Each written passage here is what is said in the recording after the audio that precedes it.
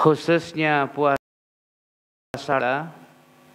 sholat jamaah subuh kita, dan majelis ta'lim kita, seluruhnya diterima oleh Allah Subhanahu wa Ta'ala, menjadikan kula panjenengan yang segala dosa-dosa kita diampuni oleh Allah Subhanahu wa Ta'ala, segala hajat-hajat kebaikan dunia akhirat kita dikabulkan oleh Allah Subhanahu wa Ta'ala, iman ketakwaan kita ditingkatkan oleh Allah, kitalah orang-orang yang pantas mendapatkan ridha Allah, kitalah orang-orang yang pantas mendapatkan syafaat Kanjeng Nabi Muhammad sallallahu alaihi wasallam. Amin ya rabbal alamin.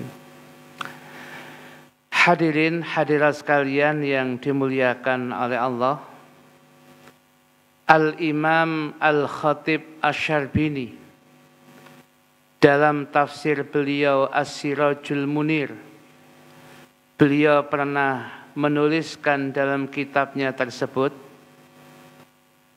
waktu subuh yang kula panjenengan saat ini berada di dalamnya, waktu subuh adalah waktu bertemunya para malaikat malam dan malaikat siang.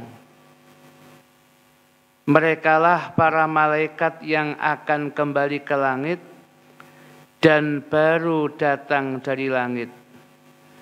Ada malaikat yang datang di waktu sore sampai malam di bumi, pagi kembali ke langit. Ada malaikat pagi, malaikat siang yang baru saja datang di waktu pagi, dia akan sampai sore, baru kemudian kembali ke langit, terus setiap itu. Nah, malaikat-malaikat yang akan kembali ke langit dan baru datang dari langit, semuanya berkumpul di waktu subuh. Jadi malaikat yang mau kembali ke langit dan yang baru datang ke langit, itu ada titik kumpulnya. Nah, titik kumpulnya itu di mana di situ terdapat jamaah subuh. Di mana di tempat itu terdapat jamaah subuh. Bisa masjid, bisa musola, bisa langger, ya, dan bisa yang lainnya. Tentunya para malaikat itu menyaksikan salat jamaah subuh yang dilakukan hamba-hamba Allah. Malahan ada ungkapan di kitab itu dikatakan, "Tsumma inna malaikatal laili idza sa'idat qalat."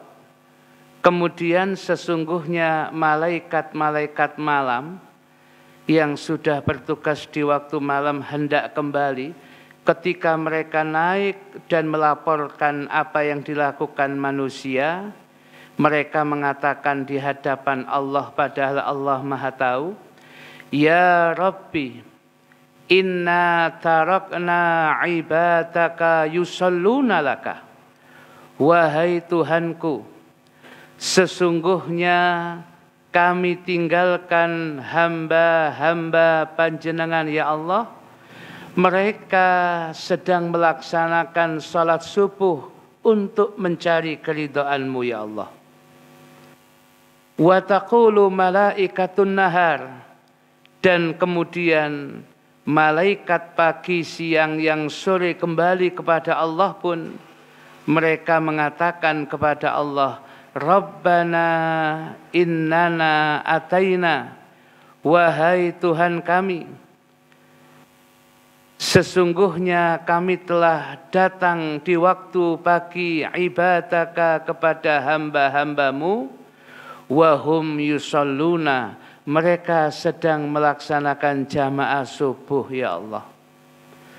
Mendapatkan laporan malaikat yang semacam itu, fayaqulullahu ta'ala limalaikatih, Allah Ta'ala kemudian berfirman kepada seluruh malaikatnya itu, Ishhadu bi anni qad ghafartu lahum, Ishhadu, saksikanlah wahai para malaikat, bi anni qad ghafartu lahum, sesungguhnya aku Allah telah mengampuni seluruh dosa-dosa mereka.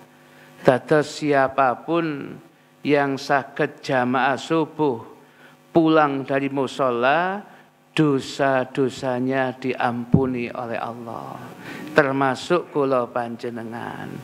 Sebab saged jamaah isya, lebih-lebih jamaah subuh itu perjuangan hadirin. Dados lek jenengan biasane saged jamaah maghrib niku segojangan hadirin, arek cilik kathah sing saged ngoten niku. Ya, tapi lek jenengan saged jamaah isya, jamaah subuh, niku luar biasa niku. Ya, hadirin hadirat sekalian yang dimuliakan oleh Allah, itu satu dari banyak hal kemuliaan orang yang melaksanakan jamaah subuh. Hadirin hadirat sekalian yang dimuliakan oleh Allah, waktu dalam bulan Ramadan terus berjalan. Boten kraos kula jenengan sudah masuk di tanggal 17 Ramadan pada pagi hari ini, yang tadi malam kita sudah peringati kegiatan nuzulul Qur'annya. Tentunya tanggal 17 ini tidak jauh kemudian, berapa hari lagi sudah masuk pada 10 hari yang terakhir di dalam bulan Ramadan. Hadirin hadirat sekalian yang dimuliakan oleh Allah Subhanahu wa taala, ada satu ungkapan hadis Kanjeng Nabi Muhammad sallallahu alaihi wasallam ketika Nabi berada pada 10 hari dalam bulan Ramadan. 10 hari yang terakhir di dalam bulan Ramadan.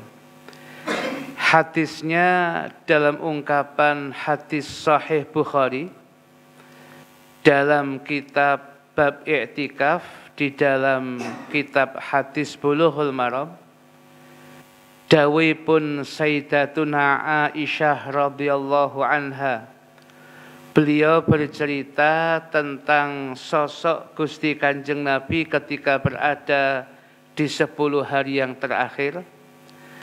Kana Nabiyyu sallallahu alaihi wa alihi wa sahbihi wasallam idza dakhala al-ashru ay al-ashrul akhirah min Ramadan shadda mi'zarahu wa ahya laylahu wa ayqadha ahlahu aw kama qala. Adalah Kanjeng Nabi Muhammad sallallahu alaihi wasallam apabila beliau masuk pada 10 yang akhir, 10 yang terakhir dari bulan Ramadan, maka beliau mengencangkan sarungnya, syadda mi'zarahu. Mengencangkan sarungnya ini merupakan kinayah sedikit tidur dan banyak digunakan ibadah.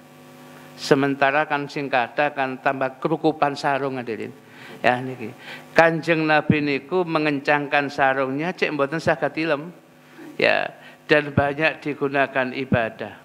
Kemudian wa ahya lailahu, beliau hidupkan malam-malamnya itu untuk ibadah kepada Allah, wa ayqadha ahlahu, dan membangunkan keluarganya untuk diajak ibadah pada 10 hari waktu malam yang terakhir itu. Kenapa yang demikian itu hadirin? Beliau tahu Ramadan itu semakin tantangannya semakin besar ketika pada 10 hari yang terakhir. Jadi kalau kemudian 10 hari yang pertama ten mushola Darussalam niku sing trawe kathah niku biasa. Ya, biasa mawon niku. Ya, sebab nggih begitulah. Ya, mengawali segala sesuatu gebrakan awal cek kuataya. Ya. Begitu jamaah isya, traweh, witir niku, waduh, Darussalam kados-kados mboten cukup. Takmir berpikir ya apa ya kemudian digaekno tenda ya, ngalang-ali wong manten ngono. Karena ningali jamaah cek kuat ya. Niku gebrakan yang pertama. Begitu kemudian masuk 10 hari yang kemudian yang kedua, lo jamaah kok kemudian maju tak gentar hadirin. Ya. Kok tambah maju? Seharusnya kan tambah mundur, tambah kata. Nggih wonten sing tambah mundur-mundur akhirnya gak teko. Ya. Nah, kemudian sampai kemudian 10 hari yang terakhir ya, kalau 10 hari yang terakhir ibadah Ramadannya masih luar biasa, niki memang manusia pilihan hadirin. Ya, memang manusia yang pilihan. Oleh karena itu, kalau kemudian terjadi seperti itu luar biasa. Hadirin hadirat sekalian yang dimuliakan oleh Allah Subhanahu wa taala. Kenapa kemudian Kanjeng Nabi mengarahkan kita seperti itu? Beliau secara tersirat mengajarkan kepada kita, begitulah pada waktu-waktu itulah bisa jadi terjadi Lailatul Qadar. Sebab menurut pendapat Al-Imam Ibnu Hajar Al-Asqalani dalam kitabnya Fathul Bari Syarah Sahih Bukhari, beliau menuliskan dalam kitab itu bahwasanya terjadinya Lailatul Qadar itu pendapat ulama bisa sampai 48 lebih pendapat. Kuatah hadirin. Tetapi kalau kemudian mau diringkas, kebanyakan pendapat mengatakan Lailatul Qadar terjadi di dalam bulan Ramadan. Diringkas malih bisa jadi terjadi pada 10 hari yang terakhir di dalam bulan Ramadan.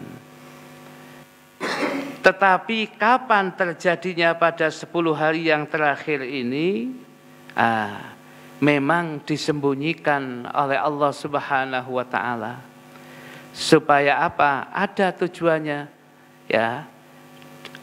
Sultanul Aulia Asy-Syaikh Abdul Qadir Al-Jilani dalam kitabnya Al-Ghunyah li Talibi Tariqil Haqq, beliau mengatakan innallaha ta'ala akhfa khamsata asya fi khamsatin. Sesungguhnya Allah Ta'ala menyembunyikan 5 perkara pada 5 yang lainnya. Al-awalu yang pertama, akhfa ridallahi fit ta'ati. Allah menyembunyikan keridhaan Allah yang merupakan puncak pengharapan hamba Allah ketika ibadah sing dipatosi ridha Allah. Allah menyembunyikan ridha Allah di dalam ketaatan-ketaatan dan ibadah-ibadahnya hamba. Di mana yang bisa cepat mendatangkan ridha Allah? Bisa jadi pada waktu jamaah sholat. Ketika kemudian bisa jadi ketika orang silaturahim. Ketika orang kemudian melaksanakan puasa Ramadan. Ketika orang memberikan takjil berbuka dan sebagainya, seluruh ketaatan bisa jadi mengundang keridhaan Allah. Tapi mana yang langsung bisa disembunyikan oleh Allah supados napa? Seluruh ketaatan dan ibadah kita lakukan, pasti salah satunya di situ ada ridha Allah. Yang kedua, akhfa ghadabahu fil ma'asi. Allah Subhanahu wa taala menyembunyikan kemurkaannya di dalam maksiat-maksiat. Di mana kemaksiatan yang mengundang kemurkaan Allah disembunyikan oleh Allah. Supaya apa? Kita seluruhnya menjauhi seluruh maksiat. Sebab semua maksiat berpotensi mengundang kemurkaan Allah. Kita jauhi satu maksiat ini kita lakukan, justru yang kita lakukan itu yang mengundang kemurkaan Allah. Tapi kalau kemudian kita jauhi semuanya, itu lebih bagus. Dan itu seharusnya begitu.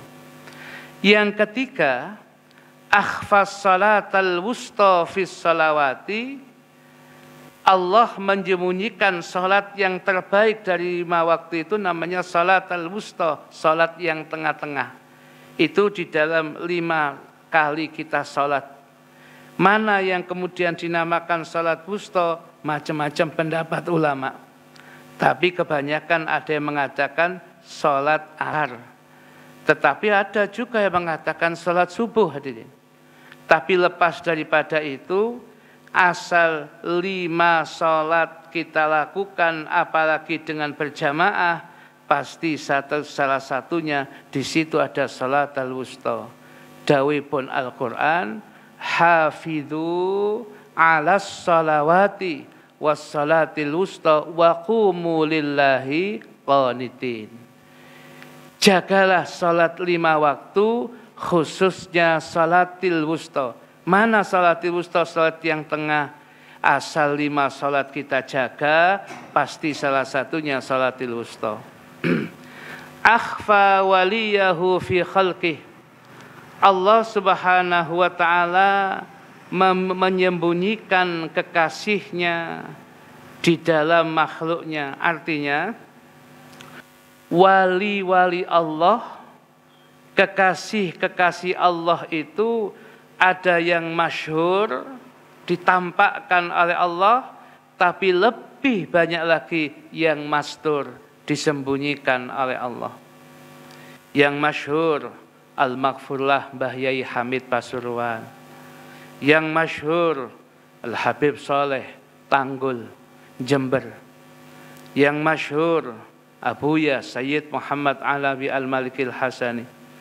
Yang masyhur, Al-Habib Abdul Qadir Bil Faqih Dal Hadis dan putranya Al-Habib Abdullah Bil Faqih. Dan mungkin masih banyak kiai-kiai hadirin.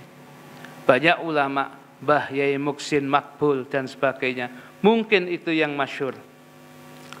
Tetapi lebih banyak lagi yang mastur. Maksudnya Allah menyembunyikan walinya pada makhluknya ini secara tersirat, kata Syekh Abdul Qadir Jailani, jangan gampang menyakiti orang. Jangan gampang mendolimi orang. Jangan gampang menjatuhkan nama baik orang. Jangan gampang menghibah orang. Jangan gampang kemudian mengambil hak orang. Sebab jangan-jangan yang Anda ambil haknya, Anda dolimi, Anda ghibah, itu wali Allah, kekasih Allah. Dan siapapun yang menyakiti wali Allah, Allah mengumumkan perang kepada orang yang seperti itu. Dan wali Allah itu kadang-kadang orang soleh biasa, dia menganggapnya biasa kehidupan itu. Saya ini orang biasa, tapi makomnya tinggi di sisi Allah. Orang-orang kampung mungkin yang melihat dia menganggap biasa. Tetapi makomnya memang ditutupi oleh Allah. Memang kemudian dia sangat terkenal di langit tadi. Tentunya panjenengan masih ingat ceritanya Sayyidut Tabi'in, pemimpin para tabi'in, Uwais Al-Qarani. Beliau di bumi, di kampungnya, bukan terkenal wali min auliyaillah yang didatangin jaluk donga mboten, pengembala kambing. Beliau itu sing biasanya angon wedhus. Kalau cari Uwais Al-Qarani wali Allah, nggak ada. Kalau Uwais Al-Qarani biasanya angon wedhus niku wonten. Ya, tapi ternyata barokah birrul walidain, baktinya kepada kedua orang tua, lebih-lebih ibunya, dia kemudian di langit sangat terkenal. Inilah kemudian, padahal di dunia dia nggak terkenal. Namanya tidak viral, ya, namanya biasa. Ya, dia nggak terlalu dikenal, apalagi punya subscriber, mboten. Dia tidak punya yang demikian itu. Nah, tetapi kemudian di langit dia sangat terkenal. Nah, oleh karena itu pesan moralnya Syekh Abdul Qadir Al-Jilani itu jangan gampang menyakiti orang, jangan gampang mendolimi orang, jangan gampang mengambil hak orang. Siapa tahu yang Anda ambil haknya itu justru itu wali Allah yang Allah kemudian mengumumkan perang kepada orang itu. Oleh karena itu, hargai setiap orang. Muliakan siapapun saja. Yang kemudian yang muda hormat kepada yang tua. Sebab bagaimanapun juga yang tua tentunya usianya lebih banyak, mesti ibadahnya lebih banyak. Yang tua sayang kepada yang muda. Sebab yang muda kalau sudah datang ke musola mestinya sudah orang baik. Ini yang akan melanjutkan estafet perjuangan kebaikan di musola kita. Harusnya itu hadirin. Oleh karena itu bisa jadi wali-wali Allah itu yang banyak disembunyikan.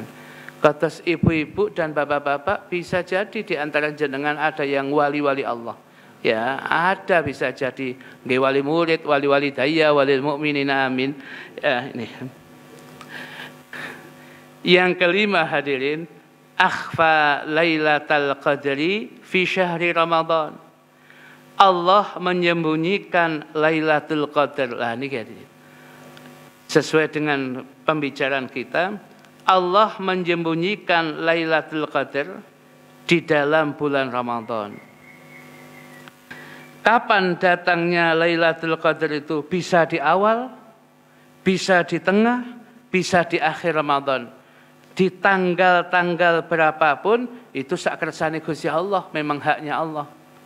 Tetapi kalau kemudian asal kemudian kita ibadah dari awal, tengah, sampai akhir, maka pasti salah satunya mesti kena yang namanya Lailatul Qadar itu. Nah, oleh karena itu ya jangan pilih-pilih ibadah tiap malam, pokoknya ibadah apapun yang bisa kita lakukan, di situ salah satunya ada Lailatul Qadar.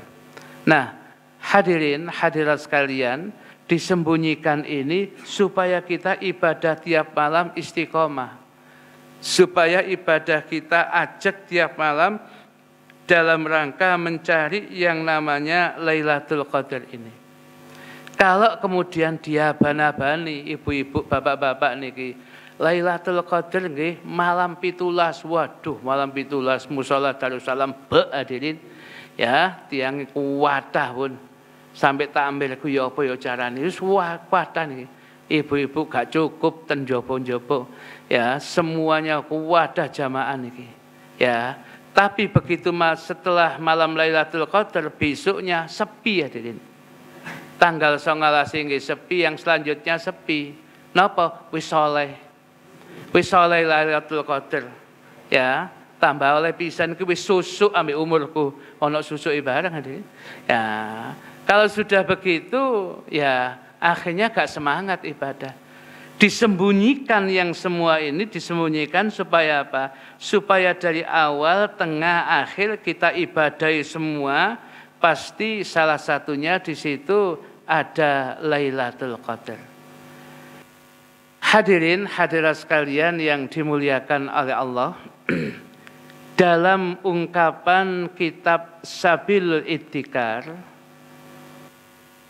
Sayyidul Qutb Al-Habib Abdullah bin Alawil Haddad niku cerita bahwasanya suatu ketika dalam hidup Gusti Kanjeng Nabi pernah ditampilkan seluruh usia-usia umat dari zaman awal sampai terakhir umat Gusti Kanjeng Nabi.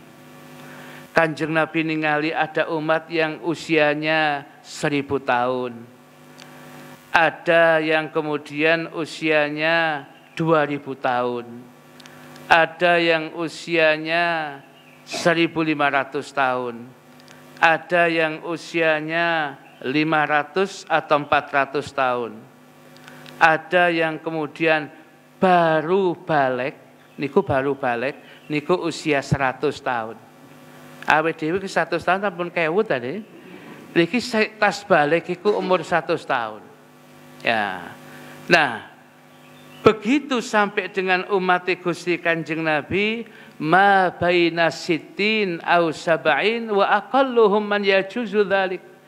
Usia umat Kanjeng Nabi niku wonten sing swidak berangkat ten mergosono Gang 3. Wonten sing usia 70 tahun berangkat ten Sampu. Ada yang kemudian usia 80 tahun berangkat ten kuburan Kasin. Kados-kados boten panjang hadirin. Kanjeng Nabi ningali ngoten nangis hadirin. Ya Allah, sepanjang-panjangnya ibadah, sebanyak-banyaknya ibadah dengan sesingkat umur itu, ya mesti kalah dengan orang soleh yang usianya 1000 tahun di zaman dahulu. Umat saya 60 tahun digawe ibadah tok, ya sih tetap kalah dengan orang-orang soleh yang hidupnya 2000 tahun. Ya Allah, nangis Kanjeng Nabi. Kanjeng Nabi menangis begitu melihat karena singkatnya umur ini. Tetapi Allah tidak berkenan kekasihnya kemudian sedih. Allah kemudian menghadiahkan kepada Kanjeng Nabi dan umatnya satu malam yang kita sebut dengan ungkapan Lailatul Qadar. Yang Lailatul Qadar dikatakan ungkapan dalam Al-Quran, Lailatul Qadri khairun min alfi syahr. Malam yang penuh kemuliaan itu lebih utama dibandingkan 1000 bulan. Jadi maksudnya kalau kula panjenengan saged ibadah di malam itu, kados-kados ibadah kula jenengan gak mandek-mandek 1000 bulan. Luar biasa. Kalau dapat sekali, dapat 1000 bulan. Kalau kemudian tiap tahun dia dapat sampai kemudian 12 kali. Kados-kados ibadah 1000 bulan. Sebab 2 kali sama dengan 12 bulan yang sama dengan 1 tahun. Kados-kados yang ibadah 1000 tahun gak mandek-mandek, mengalahkan usianya orang yang 1000-2000 tahun. Jadi barokah Kanjeng Nabi munajat mendapatkan Lailatul Qadar. Oleh karena itu, ya, di dalam bulan Ramadan ini Lailatul Qadar bisa jadi terjadi kapanpun saja. Yang nilainya khairun min alfi syahr, lebih utama daripada 1000 bulan. Makanya yang 1000 bulan itu tepatnya 83 tahun lebih 4 bulan. Itu sekali dapat Lailatul Qadar, wah, luar biasa. Ya. Oleh karena itu setiap malam kita bisa berburu Lailatul Qadar dengan kita melakukan ibadah dan ketaatan. Tapi guru kita Al-Maghfurlah Al-Ustaz Al-Habib Said Al-Walid Drus, beliau pernah mengingatkan kita bahwasanya di mana terjadi peningkatan pahala baik waktu ataupun tempat. Kalau tempat adalah tanah haram Mekah. Kalau waktu ya termasuk Lailatul Qadar atau hari Jumat. Di mana ada peningkatan mudha'afatul ajr, peningkatan pahala, di situ juga ada peningkatan dosa yang berlipat ganda. Kalau kemudian ada orang melaksanakan ibadah pada malam pas Lailatul Qadar, maka ibadahnya kemudian dilipat gandakan 1000 bulan lebih. Khairun min alfi syahr. Tapi juga na'udzubillah min dzalik, kok ada orang melaksanakan pas malam Lailatul Qadar kok maksiat tadi. Pas Lailatul Qadar kok mau kemudian ketemuan gendaan tadi. Iku kecatat gendaan 1000 bulan ya. Na'udzubillah min dzalik ya. Ojo sampai kemudian melakukan pas maksiat ditulis maksiat kemudian 1000 bulan. Ya. Hadirin hadirat sekalian yang dimuliakan oleh Allah Subhanahu wa taala. Kira-kira amal dan ibadah apa yang paling tepat untuk menghadang datangnya Lailatul Qadar tiap malam? Ada 4 hadirin yang perlu kita lakukan. Minimal ini, lebih mboten napa-napa. 1, ya, kita diingatkan Di sini dikatakan jangan tinggalkan jamaah subuh dan jangan tinggalkan jamaah isya. Asal jamaah subuh tiap pagi kita dapatkan, sebelumnya jamaah isya kita dapatkan 1 bulan penuh, insya Allah kita sudah mendapatkan bagian Lailatul Qadar. Sebab dawuhipun Imam Syafi'i, man syahidal isya'a wa subha Lailatul Qadri faqad akhadha bihadhihi minha.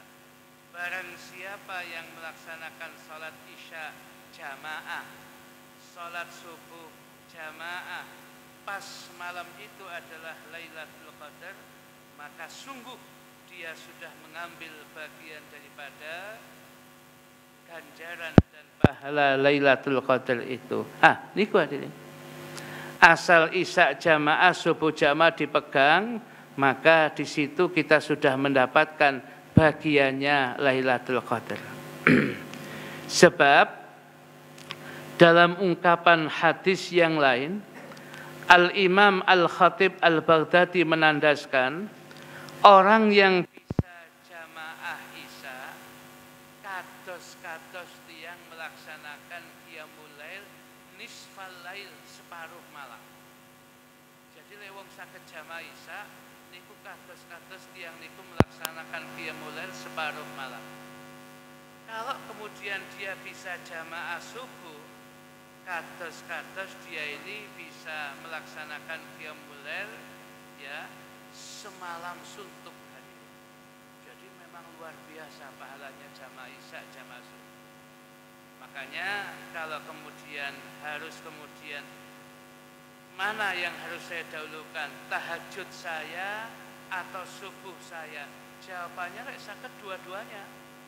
Kita tahajud, di jamaah subuh itu yang paling bagus. Tetapi mboten kiyat Ustaz, yang kiyate salah satu sebab penggawaian kula niku wabot bola-balik ngangkat truk mawon. Ya, kalau memang berat, yang terpenting jamaah subuh jangan ditinggalkan. Sebab kita nguber yang namanya tahajud niku sunnah hadirin. Tidak akan pernah bisa mengalahkan fadilah salat wajib ataupun jamaah yang wajib. Ya, kemudian tahajud, masya Allah, ya luar biasa. Salat ini moco niki kuwabe diwaca, pengajian kelompok suku dalu. Ya, dia terus membaca macam-macam. Begitu hati subuh kok kemudian motone tambah gak kuat, kemudian langsung keturun adzan subuh gak krungu. Ya, adzan subuh gak krungu. Begitu tangi dibuka anake sing berangkat sekolah. Oh iku ya awan oleh buka anake. Ya minimal 6:30 hadirin. Pak sangune. Duh, jam piro nak 6:30? Waduh, gak subuhan. Ya, padahal lebih penting jamaah subuh. Kalau boleh kemudian milih, yo tahajud maksimal, yo jamaah subuh jangan ditinggal. Ya, lek mantun jamaah subuh, kemudian mantun jamaah subuh di kegiatan baca Quran, pengajian, wiritan, pun tilem hadirin. Sebab lek tilem hari subuh niku alamat rezekinya tambah diting. Ya, dikilah. Ya. Oleh karena itu ini menjadi catatan kita. Kalau pagi hari ini ada yang bulan ngantuk kemudian mepet tembok niku bonus lah, mboten napa-napa. Ya, niki bonus mboten napa-napa. Ya, tetapi ya yang terpenting kalau bisa tahajudnya, witirannya yang malam, dan jangan tinggalkan jamaah subuh. Asal setiap pagi kita di bulan Ramadan isya jamaah, subuh jamaah, dia sudah mendapatkan bagian namanya Lailatul Qadar. Kemudian yang kedua yang dipesankan dalam rangka menghadang datangnya Lailatul Qadar itu memperbanyak ibadah sunnah, lebih-lebih sholat tarawih, witir dan sebagainya. Sebab ada ungkapan hadis Bukhari Muslim, man qama Lailatul Qadri imanan wa ihtisaban ghufira lahu ma taqaddama min dhanbi. barang siapa yang melaksanakan qiyamul lail, melaksanakan sholat sunnah di waktu malam, pas malam itu adalah Lailatul Qadar, dia lakukan ibadah sunnah itu dengan dasar iman kepada Allah, wahtisaban krono ngarep golek ridhone Gusti Allah, maka dosa-dosanya yang telah berlalu diampuni oleh Allah. Makanya cara menghadangnya itu jangan tinggalkan sholat raweh, jangan tinggalkan ba'diyah isya, jangan tinggalkan sholat raweh, witir jangan ditinggalkan, mungkin masih tambah tahajud macam-macam sunnah, jangan ditinggalkan sekalipun boten kata. Nah, kalau sudah demikian, insya Allah kita akan bisa mendapatkan bagian Lailatul Qadar itu. Itu yang kedua. Yang ketiga, memperbanyak doa kepada Allah, lebih-lebih doa yang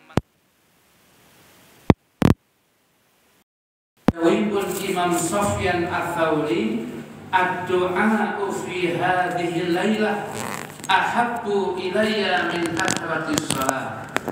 Doa yang aku panjatkan di malam ini, malam Lailatul Qadar itu lebih aku sukai dibandingkan banyak melaksanakan sholat sunnah. Sholat sunnah tetap secara proporsional kita lakukan, tapi perbanyak donga dumateng Gusti Allah.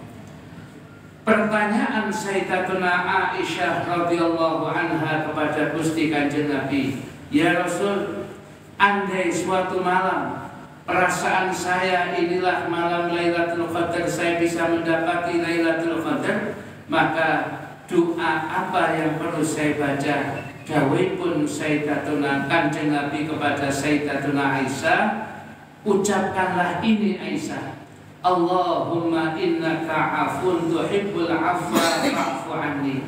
Dan itu biasa kita baca, Allahumma innaka afun karimun tuhibbul afwa fa'fu anna. Nah, itu sama nih berarti, Allahumma innaka afun karimun tuhibbul afwa fa'fu anna. Allahumma innaka afun karimun tuhibbul afwa fa'fu anna ya karim. Dan itu kita ulang-ulang, itu caranya untuk mendapatkan Lailatul Qadar. Nah, di samping itu, kalau sudah kemudian malam-malam ini, setiap malam ini yang kita minta kepada Allah yang paling bagus katanya adalah al-afiyah. Yang dimaksud dengan afiyah itu as-salamah, as-salamah fid dunya wal akhirah minal fitan wal masahib. Yang dimaksud dengan afiyah itu selamat di dunia, selamat dari berbagai macam fitnah, dan selamat dari berbagai macam musibah, baik di dunia maupun di akhirat. Itu namanya afiyah. Ada satu sahabat Nabi bertemu dengan Gusti Kanjeng Nabi. Sahabat ini bertanya, ya Rasul, ketika saya berdoa kepada Allah, doa yang terbaik, doa yang paling utama, saya minta kepada Allah apa ya Rasul? Kata Rasul, mintalah al-afiyah, mintalah afiyah di dunia wal akhirah, minta afiyah, keselamatan dari fitnah dan musibah baik dunia maupun di akhirat, minta itu. Hari kedua ketemu Kanjeng Nabi lagi, dia pertanyaannya masih sama. Saya kalau berdoa, doa yang paling utama saya minta apa ya Rasul? Rasul mengatakan, mintalah afiyah di dunia wal akhirah, minta afiyah, kebaikan dunia dan akhirat. Hari ketiga ketemu dengan ungkapan pertanyaan yang sama. Awe dewe malah ditakoni sama, mesti kan jawabannya bolak-balik takon kayak pancet ya pertanyaannya. Ya, kalau Kanjeng Nabi diterima ini, itulah hebatnya, bijaksananya Gusti Kanjeng Nabi, seorang pemimpin negarawan yang luar biasa. Yang ketiga masih tanya lagi, saya kalau kemudian berdoa yang paling baik apa ya Rasul? Nabi mengatakan, mintalah afiyah di dunia wal akhirah. Dan Nabi kemudian yang hari ketiga menambah dengan ungkapan ini, idza u'tital afiyah fid dunya, apabila engkau diberi oleh Allah al-afiyah di dunia, wa u'titaha fil akhirah, dan engkau diberikan afiyah di akhirat, faqad aflahta, maka sungguh engkau pasti akan bahagia. Hadis riwayat Imam Ahmad bin Hanbal. Artinya doa yang paling bagus kita minta kepada Allah lebih-lebih di malam hari itu adalah al-afiyah. Biasa di antara kita, guru-guru kita mengajarkan dengan ungkapan Allahumma inna nas'alukal afwa wal afiyah. Itu Allahumma inna nas'alukal afwa wal afiyah wal mu'afata daimah fid dini wad dunya wal akhirah. Monggo pelan-pelan pintiku. Allahumma inna nas'alukal afwa wal afiyah wal mu'afata daimah fid dini wad dunya wal akhirah. Mari.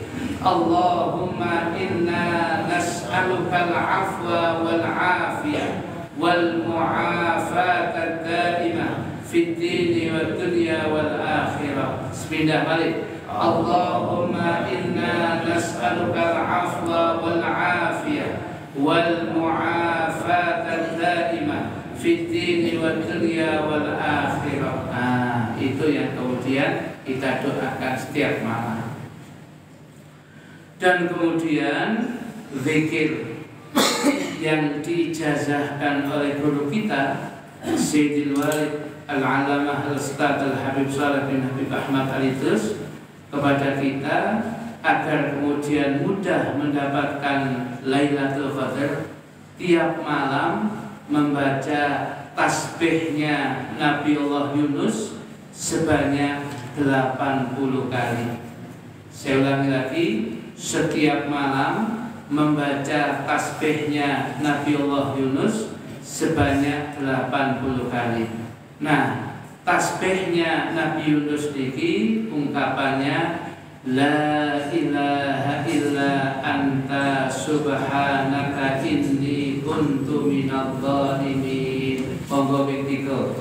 La ilaha illa anta subhanaka inni kuntu minadh dhalimin. La ilaha illa anta subhanaka inni kuntu minadh dhalimin. La ilaha illa anta subhanaka inni kuntu minadh dhalimin. Pimpinan Bu 80 kali. Jadi kalau kita baca ini, insya Allah mempertemukan kita dengan Lailatul Qadar. Ya, tasbihnya Nabi Yunus ini tasbih yang sangat luar biasa. Bayangkan hadirin, bagi orang manusia mustahil bisa selamat, mustahil bisa selamat. Dia ditelan oleh ikan nun. Lek panjenengan ningali iwak paus yang besar niku niki bahaya ini, bahaya. Ya, bahaya ikan paus itu ikan nun itu lebih besar lagi. Berarti beliau Nabi Yunus ini pada 3 kegelapan. Satu, gelapnya dalam perut ikan nun. 2, ikan nun itu mboten nanti naik ke atas kecuali memang ditakdirkan oleh Allah untuk muntal Nabi Yunus. Ya, selamat sing diuntal Nabi Yunus. Jenengan pun nggak balik jadi. Ya. Nah, tapi mikir-mikir ikan nun apa purun muntal jenengan.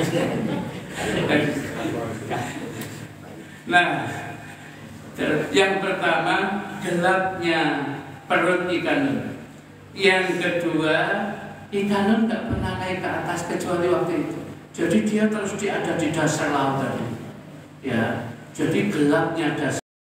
Dan yang ketiga, gelapnya malam. Mustahil bisa selamat.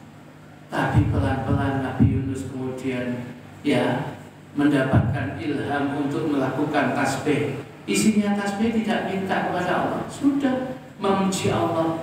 La ilaha illa anta subhanaka inni kuntu minal zalimin. Tidak ada Tuhan yang berhak untuk disembah selain Engkau ya Allah, Maha Suci Engkau. Sesungguhnya aku adalah termasuk orang-orang yang zalim ya Allah. Sudah ditugaskan melakukan dakwah di satu tempat, belum ada perintah panjang keluar dari kota itu, saya malah keluar. Karena kemudian dianggap orangnya sekarang itu kandani ngali, maka Ustadz gak oleh ngambaan nanti. Ya, Ustadz itu gak oleh pegelan. Jadi Ustadz diutus pegel bolak-balik. Gak gelem sabar, tak ulang wis. Wah, buat tenang sabar yang demikian. Nah, Nabi Yunus itu ya dianggap kurang sabar, diingatkan dengan cara itu. Ya, tapi dengan zikir yang seperti itu, la ilaha illa anta subhanaka inni kuntu minal zalimin, suara pelan itu naik sampai kemudian menembus langit. Malaikat mengatakan, ini suara yang terbiasa kita dengar. Ini suaranya Nabi Yunus, tapi didelok di bumi boten nonton di Yunus ini. Kok gak ada itu? Ya, ternyata berada pada 38. Lu ngoten selamat. Bisa diselamatkan oleh Allah, diuntak nomene kali ikan nundi kawah, kemudian balik mati ikan ke bawah. Kok bisa? Dikilah hebatnya la ilaha illa anta subhanaka inni kuntu minal zalimin.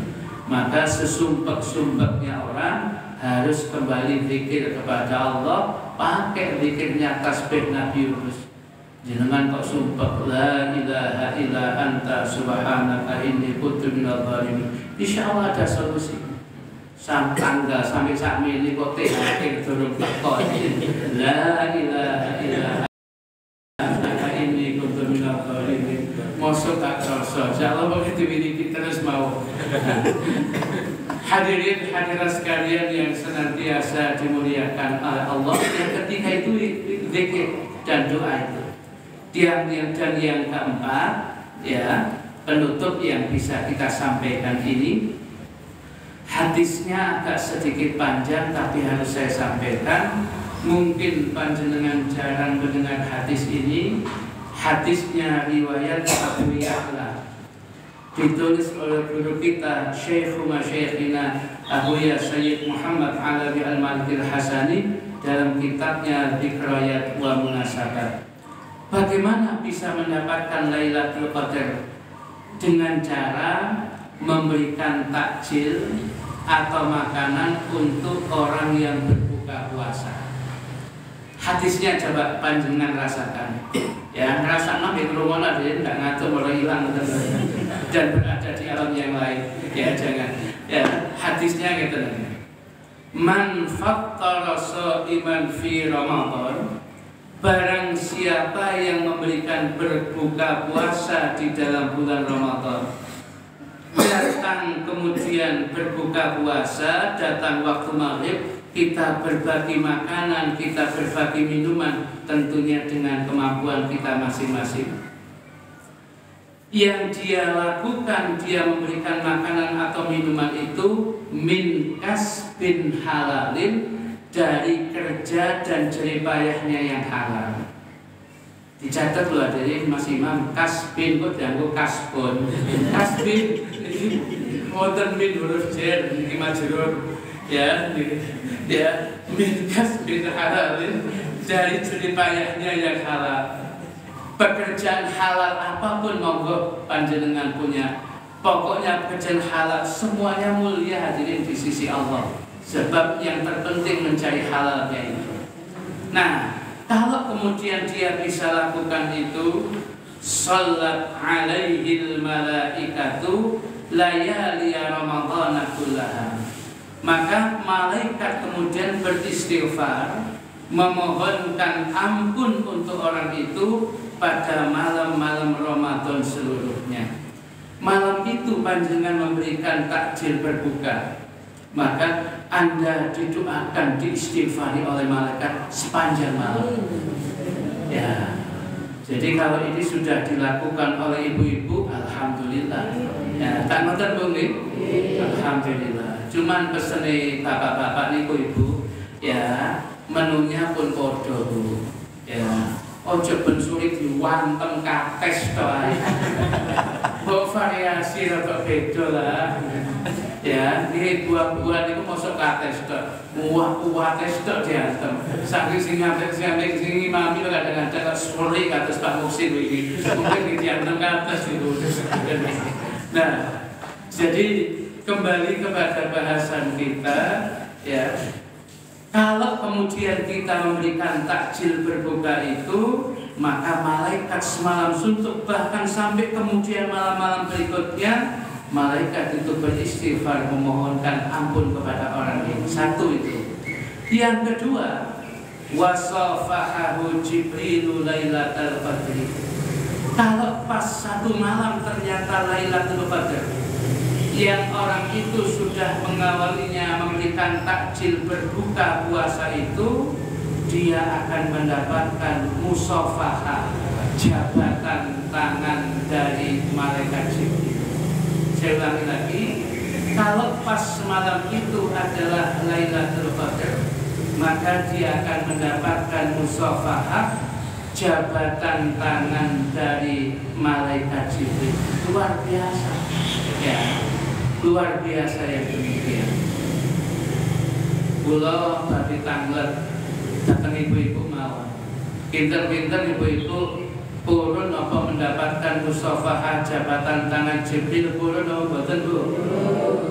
Jenengan purun dijabat tangan oleh Jibril apa Israil Bu? Jawab. Oh Jibril, aja Israil belum dia ya. Oke.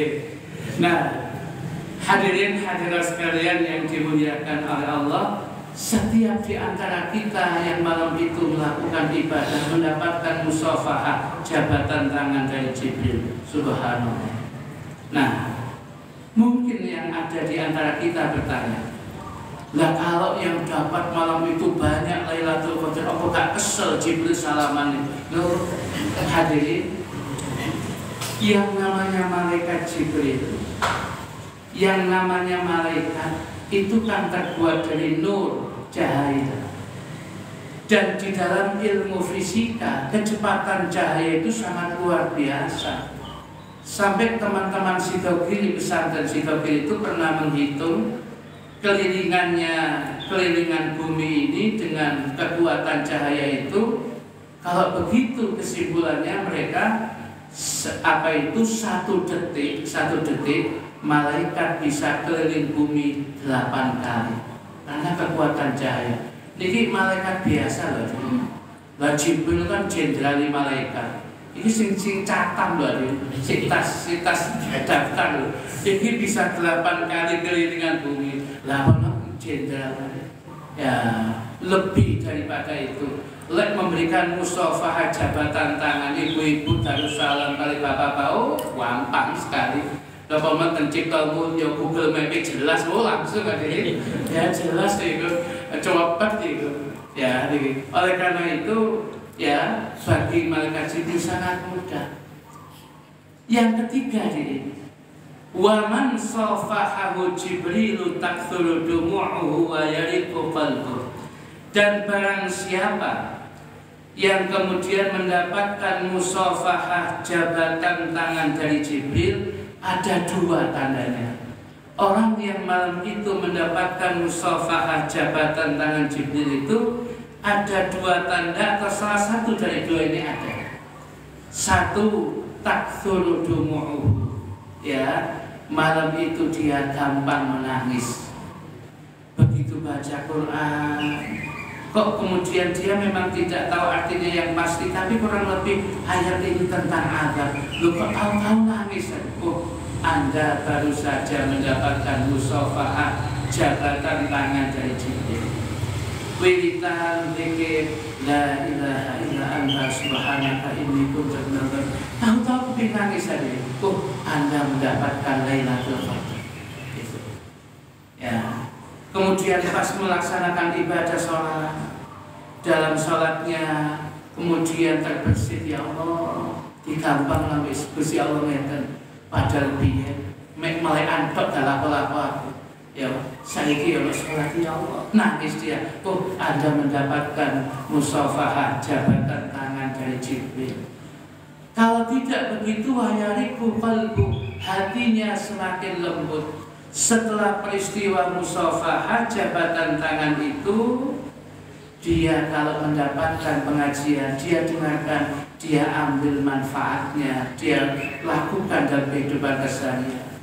Dia mendapatkan kritikan yang baik dari temannya, tidak ditampik, tidak ditolak, dia terima. Benar, saya koncoku. Sekalipun saya mungkin sakit, tapi ini mengingatkan kebaikan saya. Dia begitu bisa menerima kekurangan itu dan kemudian memperbaikinya. Oh, berarti orang ini mendapatkan musafahah jabatan tangan situ. Sadurunge Ramadan juara mengikuti pengajian.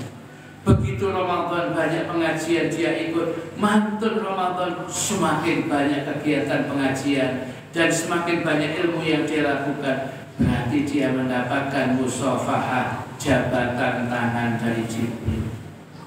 Mendapatkan keterangan yang sangat-sangat luar biasa niki, maka kemudian wonten sahabat Nabi sing tanglet. Ara'aita man lam yakul dzaka indah. Wahai Rasulullah, bagaimana pendapat panjenengan? Siapapun yang kepingin yang seperti itu berkeinginan, tapi kalau dia nggak punya apa-apa, mau disedekahkan, mau takjil. Kemudian Nabi mengatakan, faluk matu khubzin, 10 roti itu sudah cukup katanya. Jadi panjenengan datang Darussalam, gowo roti sito, kau tahu kan lu, ini tahu kan jenengan kan lu roti sito kena konjone sito jenengan, tapi ada sing kena konjone cokot sisik kena, ya aja. Dan jenengan setunggal-setunggal, dan itu sudah masuk. Apalagi jenengan memberikan takjil kepada orang yang berbuka. Kalau yang namanya kemudian ya, yang namanya roti sedikit aja nggak punya, ya kemudian fakot sotun min ta'amin, 10-an makanan apa sudah, panganan apa jenengan suka itu kemudian termusola atau 1 orang pengen beli, ya itu sudah cukup. Kalau itu tidak ada ya Rasul, seteguk minuman susu. Kalau itu tidak ada ya Rasul, fasyarbatun min ma'in, sak gelegekan banyu. Ya, jadi panjang pas boten nggak ada nggowo air aqua, sing santri nopo sing malika sing nopo lah terserah panjenengan. Boten usah sing gede, sing cilik lho ini, sing cilik ini. Ya, lek diombe kemudian boten boten rasa niku cilik niku lho yang itu sudah cukup itu aja. Anda sudah masuk hati sini. Jadi untuk masuk hati sini begitu mudah. Kalau sudah begitu mudah, kok sudah beritahu begini, kok engkau sore belas kalau sing takjil ngekek takjil nemen aja itu. Ya itu. Hadirin hadirat sekalian yang dimuliakan oleh Allah Subhanahu wa taala, ini yang bisa kita sampaikan pada pagi hari ini. Tetapi diingatkan oleh ulama, ya, sekalipun ulama itu ada ulama-ulama tertentu wali min auliyaillah, dia mendapatkan yang namanya Ramadan itu tiap tahun. Makanya ditulis di dalam syair yang panjang, saya singkat mawon, bahwasanya kapan datangnya Lailatul Qadar itu bisa dilihat dari awal datang bulan Ramadan. Kalau kita tahu awal bulan Ramadan, maka kita bisa mendeteksi awal datangnya Lailatul Qadar. Sekalipun bukan pasti, tapi lebih-lebih hati-hati. Jadi bukan saya beritahukan ini pas malam itu dengan semangat, setelahnya bukan. Tetapi seluruh malam semangat, tapi malam yang kita sebutkan ini lebih semangat lagi. Di sini dalam ungkapan kitab ini Bugyatul Mustarsyidin, semuanya kapan datangnya Lailatul Qadar pada 10 hari yang terakhir itu bisa dilihat dari awal datangnya Ramadan.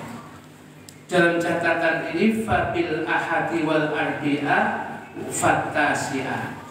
Kalau datangnya awal Ramadan harinya Ahad, Minggu, atau harinya Rabu, kemungkinan besar datangnya Lailatul Qadar malam 29. Wa jum'atin ma'athulatha as-sabi'ah. Kalau kemudian datang awalnya Ramadan dina Jumat atau kemudian dina Selasa, maka kemungkinan Lailatul Qadar malam 27.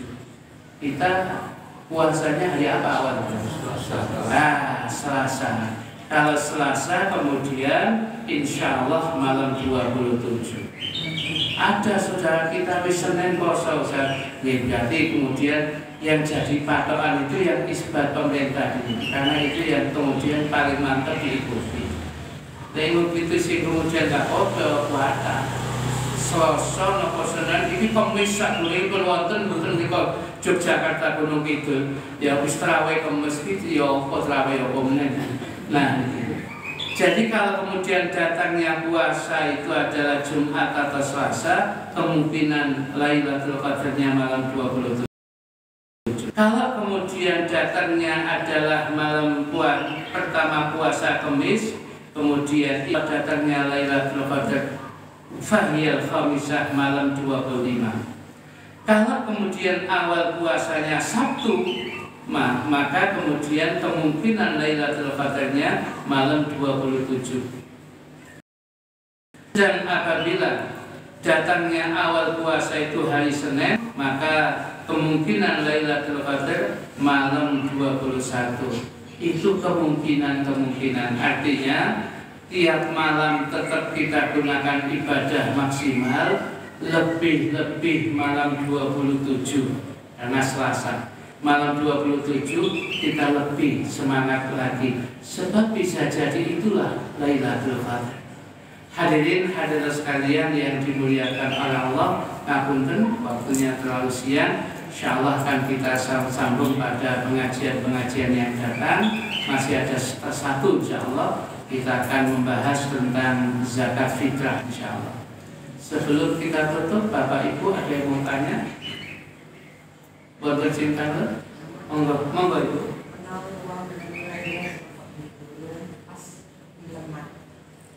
Iya apa Bu? Pas kepelit. Nggih. Pas Lailatul Qadar. Nggih. Pas Lailatul Qadar kok pitileman. Ya napa Ustaz niku? Niku jenenge apes lho.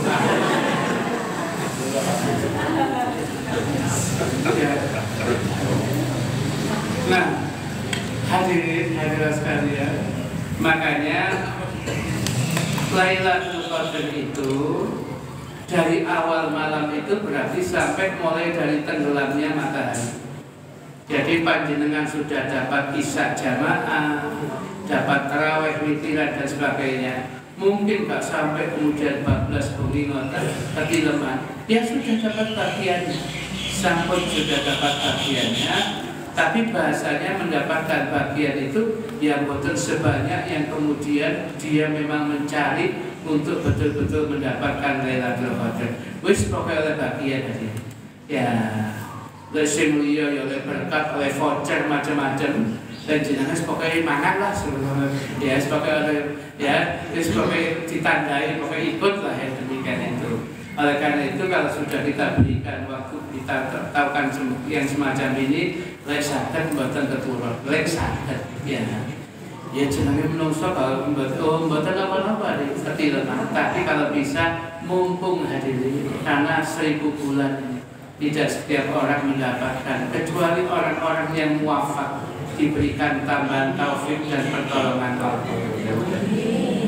Ada lagi yang tanya? Ibu-ibu, bapak-bapak masih ada yang tanya? Nggih.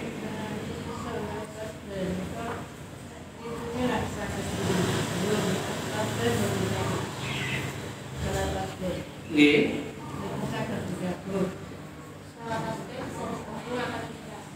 Nggih, salat tasbih saged digabung ngoten. Salat tasbih kan ada salat tasbih itu ada zikirnya secara khusus. Ya, maka idealnya mboten digabung. Buat idealnya. Kalau salat-salat sunnah yang lain mau digabung mboten apa-apa. Ya, salat sunnah katakanlah salat sunnah wudu digabung dengan istikharah, digabung dengan hajat, ya kemudian digabung dengan katakanlah sholat sunnah yang lain memalai bisa boten napa-napa. Lain tasbih karena setiap gerakan ada tasbihnya yang sudah disebut itu setiap rakaat 75, maka idealnya tidak digabung dengan sholat sunnah yang lain. Itu ngoten Bu. Wonten bapak-bapak yang tanya cukup deh. Semuanya mesti tanya jam pinten jam 6 kurang 10.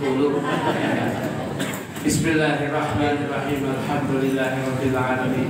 Allahumma shalli wa sallim ala sayyidina Muhammadin wa ala alihi wa sahbihi ajma'in. Allahumma qsim lana min khasyatika ma tahulu bihi bainana wa baina ma'siyatik wa min ta'atika ma tuballighuna bihi jannatak wa min al-yaqini ma tuhawwinu bihi 'alaina masa'ibad dunya wa mati'na bi asma'ina wa absarina wa quwwatina ma ahyaytana waj'alhu al-waritha minna waj'al tharana 'ala man zalamana wansurna 'ala man 'adana wa la taj'al musibatana fi dinina wa la taj'al ad-dunya akbar hammina wa la mabla'a 'ilmina wa la tusallit 'alaina man la yarhamuna wa hasbunallahu wa ni'mal wakeel wa la hawla wa la quwwata illa billahil 'aliyyil 'azim. Wa sallallahu ala sayyidina Muhammadin nabil ummi wa ala alihi wa sahbihi wasallam. Subhana rabbika rabbil 'izzati 'amma yasifun wa salamun 'alal mursalin walhamdulillahi rabbil 'alamin. Subhanaka Allahumma wa bihamdika asyhadu an la ilaha illa anta astaghfiruka wa atubu ilaik. Subhanaka Allahumma wa bihamdika asyhadu an la ilaha illa anta astaghfiruka wa atubu ilaik. Subhanaka Allahumma wa bihamdika asyhadu an la ilaha illa anta astaghfiruka wa atubu ilaik. Bismillahirrahmanirrahim. Wal 'asri innal insana lafi khusrin illa alladziina amanu wa 'amilus salihati wa tawassaw bil haqqi wa tawassaw bis sabr. Kurang lebihnya mohon maaf. Wassalamualaikum warahmatullahi wabarakatuh.